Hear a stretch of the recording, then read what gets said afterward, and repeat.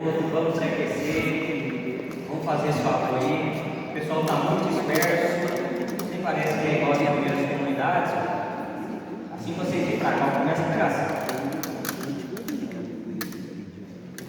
Santo anjo do Senhor, Deus zeloso guardador, se a ti me confiou a piedade divina, sempre me rege, me guarda, me governe, me ilumine. Amém. Eu vou me apresentar porque tem algumas pessoas que vieram aqui pela primeira vez. Como o Thiago disse, meu nome é Túlio. Aqui no grupo de oração, no Ministério de Pregação. Sou casado com a Elaine, pai da Maria Teresa. E é muito bom poder estar novamente aqui pregando a palavra, trazer para você aquilo que o Senhor nos deu por meio do teu Espírito no núcleo, e aquilo também que o Senhor nos revelou por meio do estudo e por meio da oração. Para que nós ganhemos tempo, pode pegar a sua palavra no livro do profeta Joel, no capítulo 3, no versículo 1.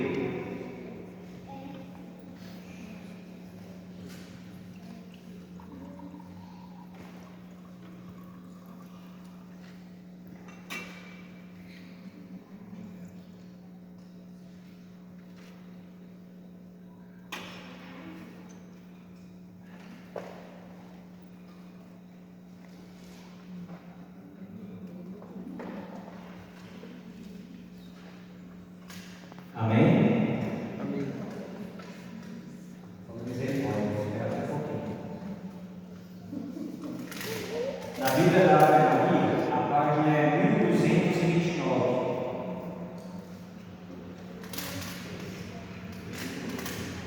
Joel, capítulo 3, versículo 1. A palavra vai nos dizer o seguinte: depois disso, acontecerá que derramarei o meu espírito sobre todo o ser vivo. Vossos filhos e vossas filhas profetizarão, vossos anciãos terão sonhos, e vossos jovens terão visões. Naqueles dias, derramarei também o meu espírito sobre os escravos e as escravas. Farei aparecer prodígios no céu e na terra, sangue, fogo e turbilhões de fumo. O sol se converterá em trevas e a lua em sangue, ao se aproximar o grandioso e terrível dia do Senhor. Mas todo o que invocar o nome do Senhor será louvado, porque sobre o monte Sião e em Jerusalém haverá um resto, como o Senhor disse, e entre os sobreviventes estarão os que o Senhor tiver chamado. Palavra do Senhor, graças a Deus. Vamos aplaudir a palavra de Deus.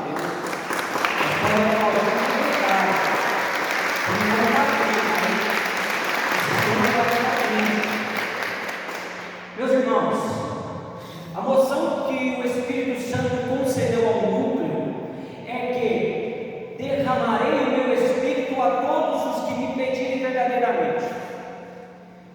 Eu vou trabalhar esta moção com vocês, mas eu trabalharei mais ainda da parte que fala, pedirem verdadeiramente. O contexto do livro do profeta Joel é que Deus fala por meio do profeta a respeito da conversão do povo, da mudança de vida, do abandono do pecado e da conversão genuína, a volta do favor divino e a descida do Espírito. A descida do Espírito Santo, no livro do profeta Joel, ela vem depois que o povo se entrega à penitência e à conversão. Nós sabemos que o Espírito Santo é presente em uma vida por meio do sacramento, mas é notável quando é uma pessoa que se entrega verdadeiramente a Deus, naquela pessoa que se entrega numa via de conversão diária. Mas existe algo em que eu venho notando, mesmo antes de servir com o Ministério da Pregação, e depois quando eu entrei para o Ministério de Pregação, é que o povo dentro da igreja hoje, eles estão com uma doença espiritual muito perigosa. O povo ele está inclinado a uma doença chamada tibieza.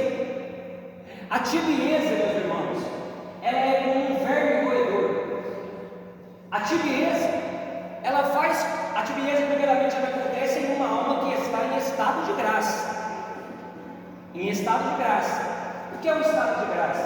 O estado de graça é aquele que nós estamos em amizade com Deus. O estado de graça é aquele que nós estamos quando nós não cometemos pecado mortal, pecado contra os 10 mandamentos. O estado de graça é aquele que nós estamos quando nós recebemos no sacramento da confissão, onde o preciosíssimo sangue de Jesus é derramado em nossa alma e nós somos perdoados dos pecados mortais que nós cometemos. Então a doença de quem está em pecado mortal é o próprio pecado. Ele é muito pior do que a tibieza. Só que a tibieza, como eu disse, é uma doença que está naquele que está em estado de graça, e se não for corrigido, ela leva a pessoa a cometer o pecado. Mas por que eu estou começando assim, falando da tibieza? Porque se nós não mudarmos esta questão, se nós não abandonarmos este critério que nós colocamos em nossa vida, o Espírito Santo ele não vai derramar, ele não vai se derramar.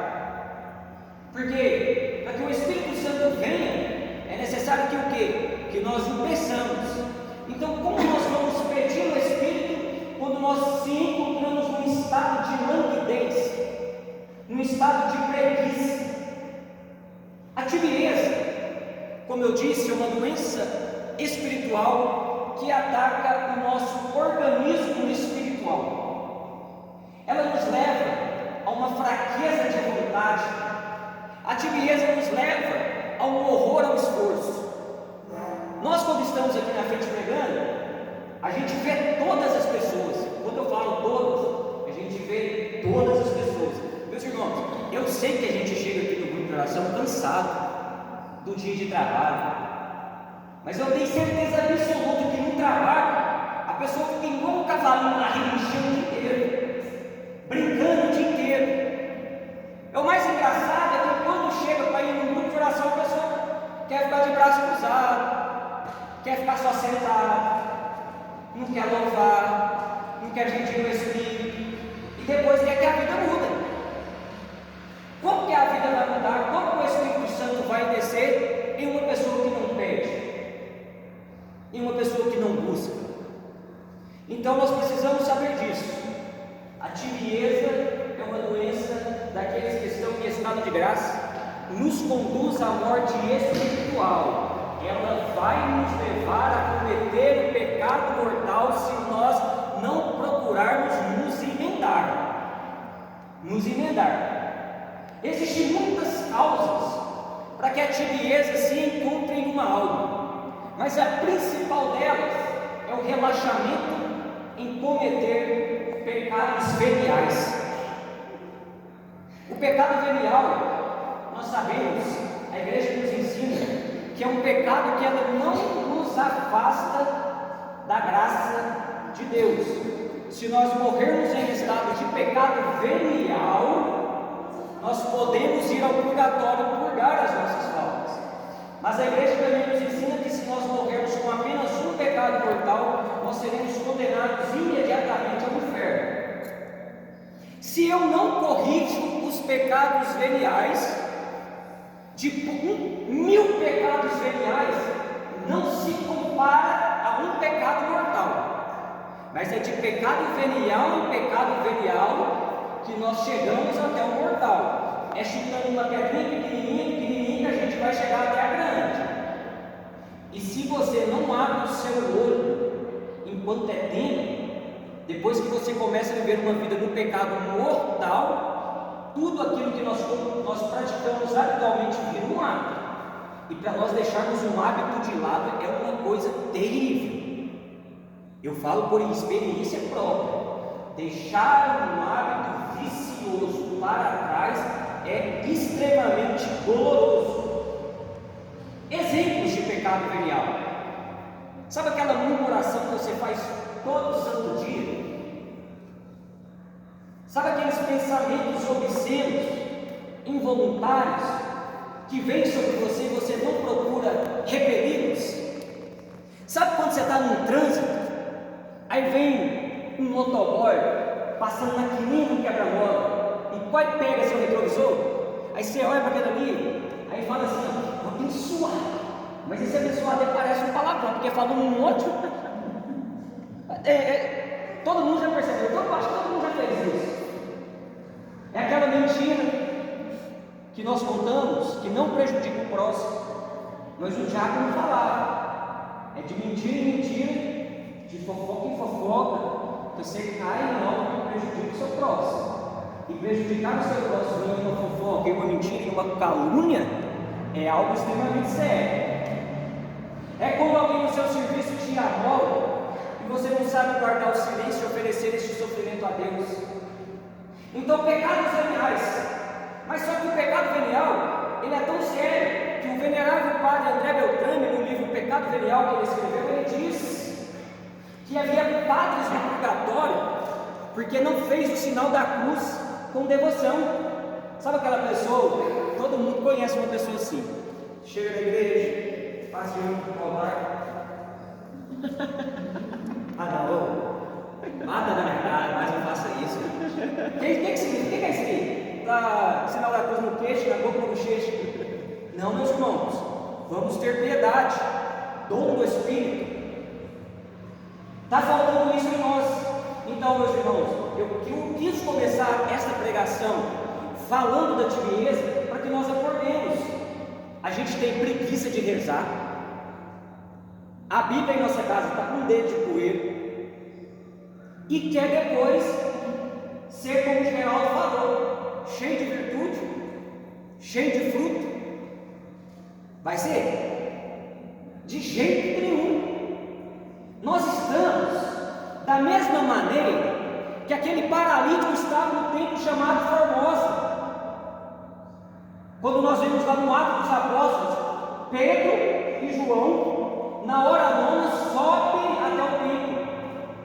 Nós sabemos que Pedro significa pedra, e sobre esta pedra Deus edificou o quê? A sua igreja. Nós sabemos também que o significado de João é agraciado, misericordioso. Então é a igreja da misericórdia que sobe. E ele chega até aquele paralítico. O paralítico pede uma esmola. Você está lendo a Bíblia? O que Pedro diz? O que Pedro diz, gente? Ouro e prata não tenho, mas o que tenho te dou. Levanta-te e anda em nome de Jesus Cristo. Exatamente, é isso que em nome de Jesus eu quero dizer para vocês. Eu não tenho ouro nem prata, mas o que eu tenho eu te dou. Levanta e anda em nome de Jesus. Deixa esse estado de tibieza para lá e leve a sua vida espiritual a sério. Como que eu vou curar isso? Como que eu vou curar esta doença espiritual? Alimentação espiritual. Alimentação espiritual. Gente, me responde uma coisa aqui. Você conhece o nome de Deus? Você conhece uma mulher de Deus? Mas quando eu estou falando se você conhece o nome de Deus ou uma mulher de Deus, eu não estou perguntando se você conhece o nome de uma mulher que conhece a Bíblia de Gênesis ou Apocalipse. Eu não estou perguntando se você conhece o nome de uma mulher que conhece todos os documentos da igreja. Eu não estou perguntando para você se você conhece o nome de uma mulher que conhece de cor a vida dos santos. Quando eu digo para você se você conhece um homem de Deus ou uma mulher de Deus, eu estou perguntando se você conhece um homem ou uma mulher de oração. Um homem de Deus, uma mulher de Deus, é aquela que tem vida de oração. Um homem de Deus, uma mulher de Deus, é aquele que escuta Deus falar em secreto. Um homem de Deus, uma mulher de Deus, é aquele homem que se alimenta todos os dias da palavra, como dizia o profeta Ezequiel. O Senhor disse ao profeta: pega o rolo e come. Pega esta palavra, pega esta Bíblia, come esta palavra, para que você tenha a espada de Deus para se defender no seu dia a dia. Um homem de Deus, uma mulher de Deus, é aquele homem que faz jejum, é aquele homem que faz penitência, é aquilo que falava a respeito da igreja de Antioquia. Existiam homens e mulheres que jejuando e orando escutava Deus falar, mas nós não escutamos Deus falar, nós não vemos o Espírito se manifestar, porque nós não temos homens e mulheres de oração. mais. Um homem de Deus é como o profeta Elias, que nós vemos na Sagrada Escritura dizer: por meio da minha palavra. Ele está dizendo: é por meio da minha palavra, não é um oráculo que desceu do céu, é por meio da minha palavra. O céu se trancará durante 3 anos, não haverá chuva nem orvalho. O Elias, homem de Deus, era um homem que estava sempre em oração, era um homem que estava sempre ouvindo a Deus falar. Eu não tenho vergonha nenhuma de falar. Santa Teresa de Ávila nos ensina: a verdade é a humildade. Quando você deixa Deus agir, Deus fala. Deus fala. E eu escuto Deus falar todos os dias. Quando me manda me avisando que é eu que vou pregar, eu preparo a minha pregação no trabalho. Eu pego um papel e Deus vai falando ao meu ouvido. Eu preparo a minha pregação no trabalho. Em casa, eu apenas escrevo ou leio livro. Eu faço de tudo para ouvir a Deus, porque eu estou incessantemente pedindo aquilo que a moção diz: o Espírito será derramado sobre aqueles que pedem verdadeiramente. Eu estou pedindo o Espírito a todo momento. A todo momento. Será que quando alguém olha para você, será que quando alguém chega perto de você, ela sente a presença do Espírito? Ela sente a presença de Deus? Havia um homem na igreja primitiva chamado José. Este homem vendeu tudo o que tinha e deu àquela igreja. Sabe o que os discípulos fez? Sabe o que os apóstolos fizeram? Mudaram o nome dele para Barnabé. Sabe o que significa Barnabé? Filho da consolação. Quem é o Consolador? É o Espírito Santo. Barnabé é filho do Espírito. Eu quero que alguém olhe para mim e veja isso. Fale: ali vai o Filho do Espírito. Ainda não fala, está longe ainda, mas eu desejo ser reconhecido como um filho da consolação, como um filho do Espírito. Mas está difícil. A gente tem dificultado tantas coisas. A renovação carismática católica, ela tem o quê? 60 anos? 50 e poucos? 50 e alguma coisa. 60 e poucos, 60 anos, 50 e poucos anos. A renovação carismática, um presente de Deus para nós. Quantas almas a renovação carismática já não salvou da teologia da libertação? Quantas almas a renovação carismática não salvou do comunismo? Mas me diz uma coisa: o Espírito se manifesta na igreja apenas pela renovação? Porque eu já ouvi isso. Pessoas dizerem que o Espírito se manifesta apenas na renovação carismática. Quando tem que falar bem, a gente fala. Quando tem que falar o que está para ser corrigido, também tem que ser dito. O Espírito Santo, ele não se manifesta, porque se fosse assim, os santos, que grupo de oração os santos frequentavam? Quantas horas de oração em línguas os santos faziam? Quantos roda para lá, roda para cá, pula e salta, o giro do leão os santos faziam? A igreja só tem 60 anos de idade? A igreja tem mais de 2.000 anos. O Espírito sempre se manifestou. Sempre. Porque ele encontrava homens e mulheres que se abriam. Hoje ele não se encontra mais. A graça está sendo barrada nos corações.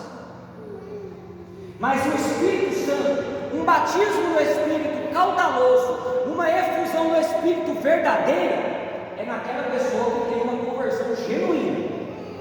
É naquela pessoa que tem vida interior. Para de dificultar as coisas. Outra coisa que eu tenho visto muito: a terceirização da oração. Eu não rezo, mas eu peço que rezem por mim. Ok, nós estamos aqui no grupo de oração, o irmão chega até nós, põe a mão sobre os nossos ombros, ora por nós, pedindo que o Espírito desça. Mas o único momento de oração que você vai fazer apenas no grupo de oração, você está terceirizando a sua vida de oração para outra pessoa. Aquilo que você tem que fazer é só você vai fazer. Foi por isso que Deus rejeitou Saul, porque quando ele pecava, ele pedir que Samuel rogasse por ele. Enquanto você pede para que o outro te rogue a você, cuidado, Deus vai rejeitar. Aquilo que é para você fazer depende só de você. Para de terceirizar a oração. Cria Tito e começa a rezar. Porque, meus irmãos, o Espírito, ele vem como um vento impetuoso no Atos dos Apóstolos. E nós vemos que o vento impetuoso, ele é o quê? Barulhento. Ele enche todo o cenário. Mas o Espírito Santo, ele também é uma brisa suave. O mesmo Espírito que fala no louvor é o Espírito que fala no silêncio. No louvor Deus alegra, no silêncio Deus fala. Cuidado, o demônio está enganando você. O Padre Paulo Ricardo, na canção nova, dizia: o rosário, o terço, ele vai te ajudar a ir para o céu? Me responde. Vai. Oh, lógico. Mas, meus irmãos, o que vai fazer o coração de Deus se abrir? O rosário é uma escada, mas o que abre o coração de Deus é a oração íntima. Vida de oração. O Ítalo já falava, vida de oração. O Geraldo falou, vida de oração. Os pregadores estão vindo aqui na frente falar de vida de oração. Ninguém está rezando. O Espírito Santo não vai descer. Não vai. É um bando de gente preguiçosa dentro da igreja. É um bando de gente preguiçosa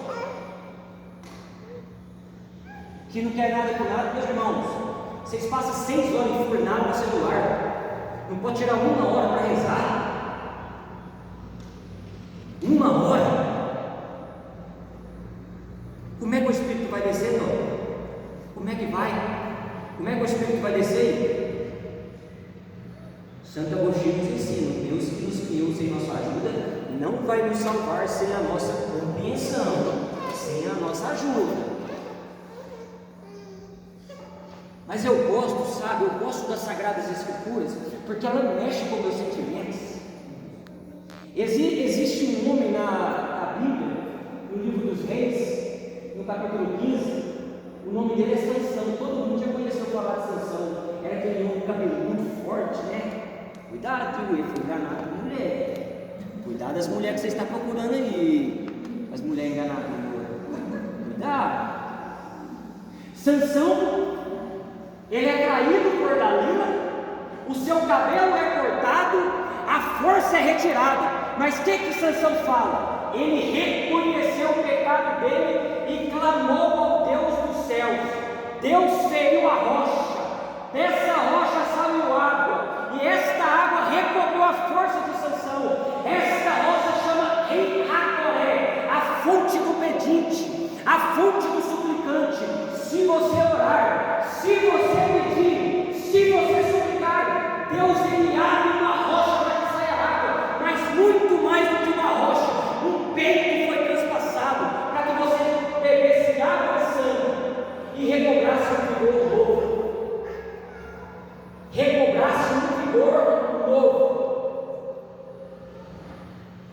Mas é uma preguiça danada. Meus irmãos, nós queremos pedir, nós queremos clamar o Espírito. A renovação nos leva todos os dias a viver o carisma de Pentecostes. Toma posse dessa graça, toma posse dessa verdade, viva uma vida no Espírito. Quem vive na carne, planta na carne, colhe na carne. Mas quem vive no Espírito, planta no Espírito e colhe no Espírito. Aqueles que fazem a obra da carne não podem agradar a Deus. Quem agrada a Deus é quem vive pelo Espírito. É o Espírito Santo que nos torna agradáveis a Deus. O Espírito nos toca todos os dias com a graça do sacramento. O Espírito está querendo nos tocar todos os dias, meus irmãos. Peça, apenas peça, só peça.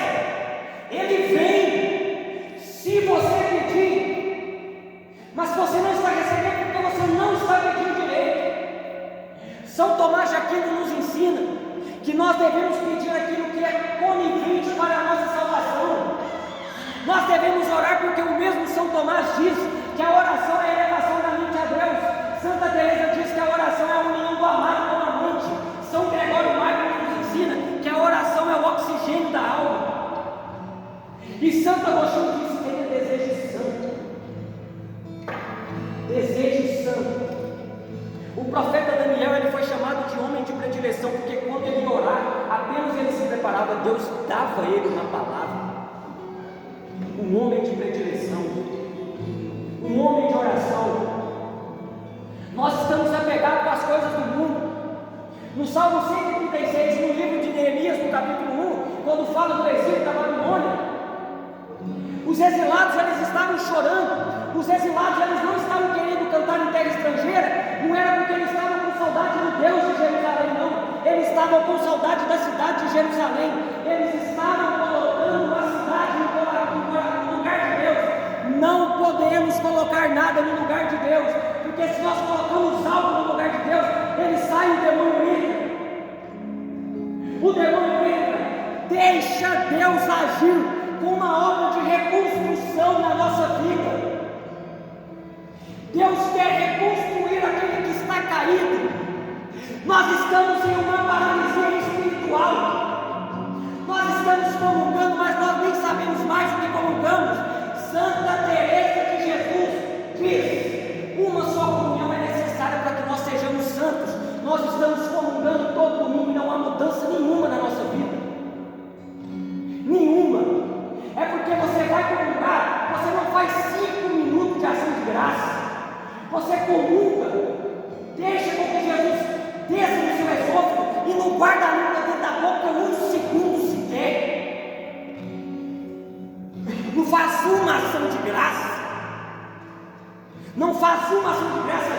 Não agradece a Deus. E Santa Faustina diz: não coloca o que Deus teve com ela. Ela estava na fila da comunhão. Foi receber a Eucaristia, tinha 2 dentro da alma, e tinha Faustina e outra. Quando Faustina foi receber a Eucaristia, ela recebeu as 2.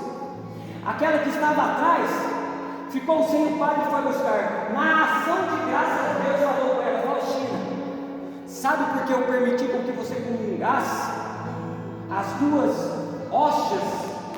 Porque quando eu entro dentro do coração desta freira que está atrás, ela é fria, ela não me agradece.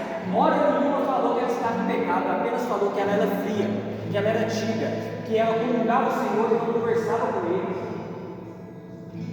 Se não me engano, é Santa Maria Madalena de Paz. Jesus vai dizer a ela: aquele que comunga tibiamente é como se meu preciosíssimo sangue caísse sobre o cadáver, não tem eficácia nenhuma.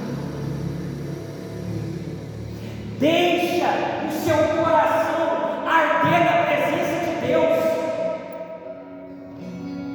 Deixa Deus arder seu coração. Santa Catarina de Sena, adorando o Senhor no sacrário, ela estava adorando o Senhor e orando perto de uma lareira. O fogo pegou sobre as suas vestes. Aquele que estava com ela disse: Catarina, você vai morrer queimada. Ela disse: o fogo que queima do lado de fora é pouco perto do fogo que queima aqui dentro. Era alguém que tinha vida de oração. Era alguém que tinha vida interior. E enquanto nós não mudarmos, nós não conseguiremos. Mas existe uma promessa de Deus. É o derramamento do Espírito. Ele já aconteceu, mas ele não se esgotou. Mas para que antes de nós pedirmos o batismo, nós iremos ter uma experiência. Porque a oração, a vida de oração verdadeira, ela nos leva a querer gozar do céu. A vida de oração verdadeira, ela nos leva a querer gozar daquilo que Deus tem para nós. Os santos que chegaram até a 7ª morada, os santos que chegavam ao matrimônio espiritual, gozavam da presença própria do Cristo. E é isso que nós iremos gozar também nessa noite, porque a doença foi diagnosticada e eu já dei o remédio. Basta vocês quererem. Antes de nós clamarmos a descida do Espírito, Pode continuar ainda sentado. Feche seus olhos. Santo Agostinho ele fala que deve haver em nosso coração um desejo extremamente santo. E esse desejo santo ele tem que nos levar a querer aquilo que Deus tem para nos dar. Nós sabemos que Deus tem para nos dar o céu. Deus quer nos dar a santidade. Primeira carta de São Paulo aos Tessalonicenses, capítulo 4, versículo 7. Não fostes para a impureza, que foste chamado para a santidade. O Espírito Santo ele é o santificador.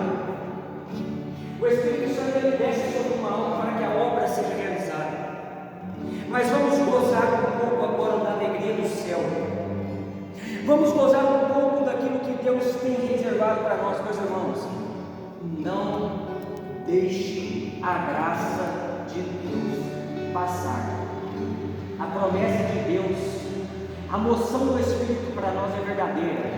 Derramarei o meu Espírito sobre aqueles que pedirem verdadeiramente. E é algo preparado para nós.